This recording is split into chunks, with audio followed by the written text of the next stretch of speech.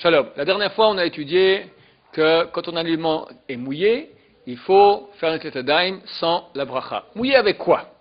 Il y aura 7 sortes de liquides. Peut-être pour comprendre la logique des choses, il faut comprendre pourquoi est-ce qu'on fait des tetadaim. Les tetadaim, c'est un des seuls restes qui nous reste des lois de pureté et d'impureté d'antan, d'il y a 2000 ans. Et un aliment pouvait recevoir l'impureté à condition qu'il ait été une fois mouillé, avec un des 7 liquides qui rend apte l'aliment à recevoir l'impureté. C'est un peu compliqué ce que je veux dire, je vais peut-être répéter un peu.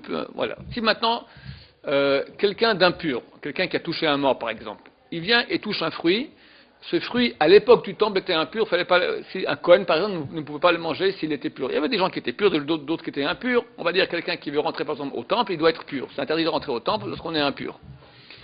Si maintenant, ce fruit-là a été touché par une personne qui est impure, il devient impur aussi, à condition que ce fruit, il ait été en contact avec un des 7 liquides après qu'il a été détaché de l'arbre. Un des liquides, bien sûr, c'est l'eau. Mais sur n'importe quel arbre, il pleut. Alors, ce n'est pas tous les fruits qui vont pousser sur l'arbre qui deviennent impurs. Une fois qu'on l'a cueilli, si de l'eau est tombée sur ce fruit-là, alors si quelqu'un d'impur le touche, ce fruit devient impur. Si de l'eau n'a pas été posée sur ce fruit, même si quelqu'un d'impur vient et touche ce fruit reste pur. C'est un reste de ces lois-là qui font qu'aujourd'hui, lorsqu'on vient manger, on doit manger en pureté. Alors, si on a un aliment quel qu'il soit, qui est mouillé d'un des 7 liquides, alors on devrait faire Netilat Yadayim sans la bracha. Quels sont ces 7 liquides?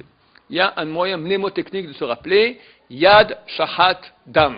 Si je dis en hébreu, la main a égorgé du sang. Ce sont ces 7 lettres en tout, qui sont l'acrostiche, les premières lettres de ces mots suivants. Yad, ça fait Yain, du vin, du jus de raisin ou du vin. Daled, c'est du sang. Et le sang n'est pas cachère, on n'a pas le droit de boire du sang. Alors pour un cas où quelqu'un il est malade, le docteur lui dit, monsieur, il faut que vous buvez du sang absolument, sinon vous mourrez. Dans ce cas-là, il prend maintenant une tomate trempée dans du sang, par exemple, ou une pomme dans du sang, alors il devra se laver les mains avant de le manger. Ou bien par exemple du sang humain, quelqu'un il croque dans une poire, dans une pomme comme ça bien dure, et il a les gencives extrêmement sensibles, et tac, il voit un peu de sang sur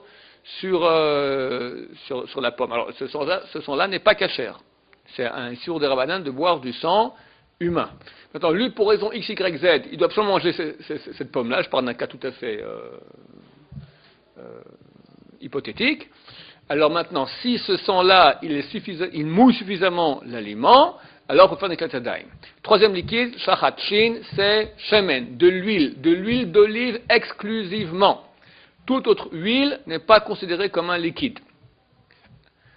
Et d'ailleurs, on verra qu'à part ces 7 liquides, il y a beaucoup d'autres liquides dans le monde. Du jus de citron, du jus d'orange, du jus de coton, ça fait de l'huile de coton par exemple, de l'huile d'arachide. Tout cela sont considérés comme des jus.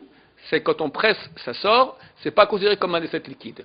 Le seul qui est considéré comme un des 7 liquides dans la mesure où on presse le fruit, les deux seuls, ça sera la vigne, donc le vin, le jus de raisin, et le jus d'olive, c'est-à-dire l'huile d'olive. Chet, c'est halav, le lait. Tet, c'est tal, c'est la rosée. Daled, c'est dvash, du miel d'abeille.